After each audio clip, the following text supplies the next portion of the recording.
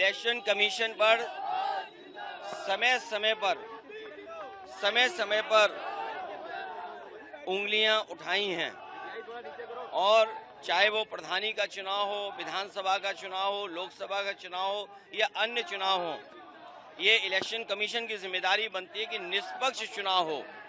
निष्पक्ष चुनाव के साथ साथ इलेक्शन कमीशन की इंस्टीट्यूशन पे लोगों को और भरोसा बढ़े।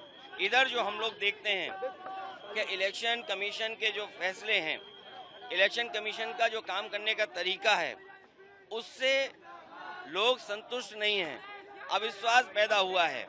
अभी हाल ही में जो वोट चोरी, वोट डकैती को लेकर के बड़े पैमाने पर देश को इंडिया गठबंधन और खासकर जो बीजेपी से अन्य दल हैं, उन्होंने कोशिश की और उसका परिणाम ये हुआ कि सुप्रीम कोर्ट को भी उन बातों को मानना पड़ा जो विपक्ष कह रहा था।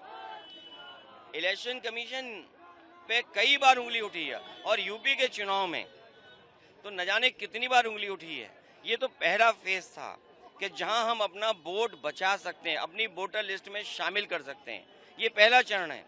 लेकिन इसके बाद जो प्रशासन काम करता है, सरकारें जो काम करती हैं, उस पर इलेक्शन कमीशन कोई कार्रवाई नहीं करता।